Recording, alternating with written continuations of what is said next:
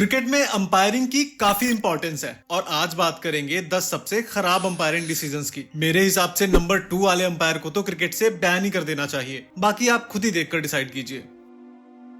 The third umpire blunder. India और Australia के बीच हो रहे एक मैच के दौरान अंपायर से एक अजीब कॉमेडी ऑफ एरर्स कर देते हैं जो कि एमएस धोनी को बिल्कुल पसंद नहीं आता। 29वें ओवर में सुरेश रैना की एक बॉल पे एमएस धोनी स्टंपिंग की अपील करते हैं। सारे प्लेयर्स सेलिब्रेट करने लगते हैं क्योंकि अगर एमएस धोनी ने स्टंप आउट की अपील की है तो मोस्ट प्रोबेबली बैट्समैन आउट ही होगा और अंपायर्स तुरंत ही डिसीजन थर्ड अंपायर को रेफर कर देते हैं। थर्ड अंपायर रिप्लेस को बार बार देखता है, हालांकि देखकर ऐसा लगता है कि माइक हसी क्रीज में वापस आ चुके हैं। रिप्लेस देखकर साफ साफ लग रहा होता है कि धोनी के बेल उड़ाने से पहले हसी के पैर का कुछ हिस्सा लाइन के अंदर आ चुका था, लेकिन दूसरी तरफ तो कुछ और ही होना था। थर्ड अंपायर के स्क्रीन पे आउट का सिग्नल आ जाता है और माइक हसी बिना कोई कंप्लेन किए डगआउट की तरफ वापस जाने लगते हैं। इसी बीच दोनों अंपायर्स और स्पेशली बिली बाउडन जाकर बैट्समैन को रोकते हैं और बताते हैं कि यू आर नॉट आउट। हसी शॉक में आ जाते हैं। वो अंपायर से फिर से कंफर्म करते हैं और अंपायर्स उन्हें बताते हैं कि थर्ड अंपायर ने by mistake wrong button press कर दी और हसी वापस आ जाते हैं। ये देखते ही धोनी को गुस्सा आ जाता है और वो अंपायर से बहस करने लगते हैं। दरअसल धोनी अंपायर से कंफर्म कर रहे होते हैं कि क्या थर्ड अंपायर अपना डिसीजन चेंज कर सकता है और थर्ड अंपायर ने रिप्लेस में सिर्फ स्टंपिंग ही क्यों देखी, कैच के लिए अल्ट्रा एज टेक्नोलॉजी का यूज क्यों नहीं किया, जो कि एक नॉर्मल प्रोसीजर है। धोनी का कहना भी सही था। इस पूरे इंसिडेंट में माइक हसी हीरो बनकर निकले। उन्हें पता था कि वो क्रीज के अंदर थे, फिर भी बिना कोई कंप्लेन किए उन्होंने अंपायर का डिसीजन माना और चले गए। हालांकि धोनी का गुस्सा भी जायज था।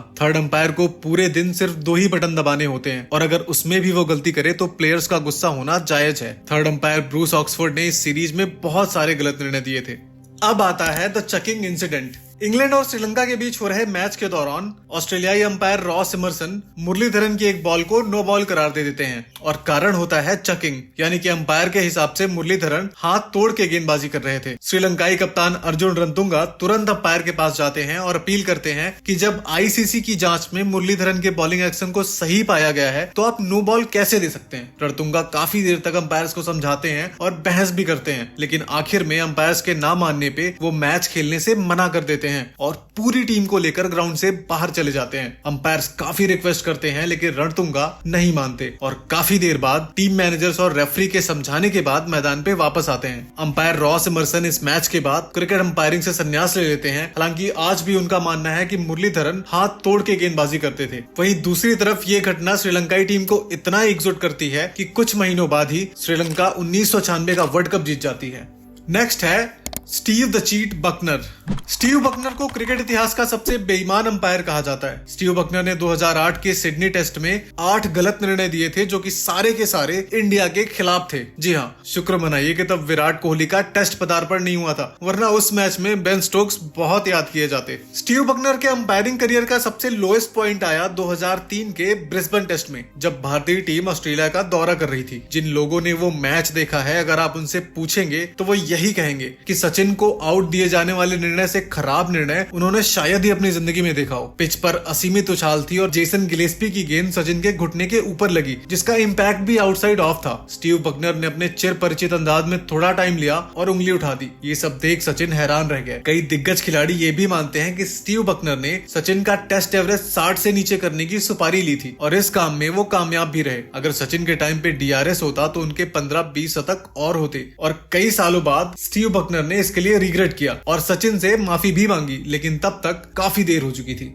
अब आता है द हॉरिबल अंपायर। चमिंडावास की आउट स्विंगर पे जस्टिन लैंगर स्लिप में कैच दे बैठते हैं, लेकिन इसके बाद भी वो टच से मस नहीं होते। श्रीलंकाई कप्तान महिला जयवर्धने अंपायर से पूछते हैं कि वो आउट क्यों नहीं दे रहे, तो जवाब मिलता है कि बॉल में बहुत ज्यादा स्विंग थी, इसलिए बॉल स्लिप तक पहुंच गई और ये नॉट आउट है। हालांकि रिप्लेस देखकर तो कुछ और ही लग रहा होता है। जस्टिन लैंगर ने भी ऐसे रिएक्ट किया जैसे उन्होंने बहुत ही सफाई से बॉल को लीव किया हो। नेक्स्ट है वर्स्ट अंपायरिंग एवर। इंडिया और श्रीलंका के बीच हो रहे एक मैच के दौरान इंडियन पारी लड़खड़ा गई और उसे संभाला युवराज सिंह ने। सदी हुई शुरुआत के बाद युवराज ने चौके और छक्के जड़ने शुरू कर दिए। युवराज सिंह के शॉट्स बहुत ही फ्लॉलेस होते थे। देखकर ऐसा लगता था कि बैटिंग करना बहुत ही आसान है। सब कुछ ठीक ठाक चल ही रहा था। इसी बीच नुआन कुलशेखरा की एक गेंद नीची रहती है और अंपायर एलबीडब्ल्यू आउट दे देता है। युवराज सिंह को विश्वास ही नहीं हो रहा होता कि आउट कैसे दिया जा सकता है। रिप्लेस में साफ साफ दिख रहा था कि बॉल पूरी तरह से बैट पे लगी है और बॉल के लगते ही उनका बैट मुड़ गया, जिससे बॉल बैट पे जा लगी। युवराज अंपायर को बताते भी हैं कि बॉल बैट से लगी, लेकिन अंपायर तब तक आउट दे चुका था।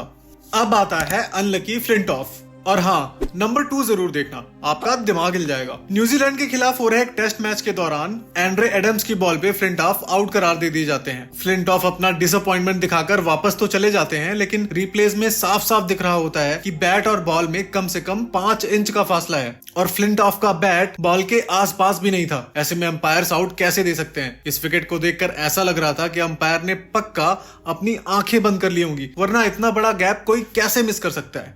अगला है द ब्लाइंड अंपायर। इंग्लैंड के खिलाफ एक टेस्ट मैच में सनत जसूरिया स्लिप में कैच आउट करार दे दिए जाते हैं। इंग्लैंड की टीम ऐसे अपील करती है जैसे क्लियर आउट हो, हालांकि सनत जसूरिया मुस्कुरा रहे होते हैं। उन्हें पता होता है कि बॉल जमीन पे लगी है। हालांकि दोनों अंपायर आपस में कंसल्ट करने के बाद जसूरिया को आउट करार दे देते हैं। ये क्रिकेट इतिहास की सबसे खराब अंपायरिंग में से एक है। अंपायर्स को साफ साफ दिख रहा होता है कि बॉल बैट से लगने के बाद जमीन पे लगती है, लेकिन फिर भी जसूरिया को आउट दे दिया जाता है। नेक्स्ट है wide ball wicket. Big bash में हो रहे एक मैच के दौरान मिच मार्श को वाइड बॉल पे आउट करार दे दिया जाता है। मिच मार्श अंपायर के ऊपर फ्रस्ट्रेट होकर अपना गुस्सा दिखाते हैं और वापस जाते हुए अंपायर को गालियां भी देते हैं। निर्णय देखकर कुछ ऐसा लग रहा होता है मानो अंपायर के अंदर स्टीव बकनर की आत्मा आ गई हो। बिग बैश लीग में अंपायरिंग का स्तर बहुत ही खराब रहता है और डीआरएस के बिना आए दिन ऐसे वाकये होते रहते हैं। हालांकि 2023 से बिग बैश में डीआरएस को इंक्लूड कर लिया गया है और अब ऐसे इंसिडेंट्स बहुत ही कम हो गए हैं। अगला है the greatest cheat. English cricketer Stuart Broad batting कर रहे थे और एस्टन एगर की बॉल पे गेंद बल्ले का मोटा बाहरी किनारा लेकर स्लिप के हाथों में चली जाती है। खिलाड़ी अपील करने लगते हैं, लेकिन अंपायर अलीम दार अपील को नकार देते हैं। ऑस्ट्रेलिया के सारे खिलाड़ी भौचक्के रह जाते हैं और डीआरएस ना होने के कारण वो कुछ भी नहीं कर पाते। इस मैच के बाद स्टुअर्ट ब्रॉड को ऑस्ट्रेलियन मीडिया ने खूब कोसा, लेकिन क्रिकेट रूल के अकॉर्डिंग जब तक अंपायर आउट नहीं देता तब तक बैट्समैन वापस नहीं जा सकता। हालांकि अधिकतर केसेस में मोरली कई खिलाड़ी खुद ही आउट होकर वापस चले जाते हैं। अब आता है द प्लम डिसीजन।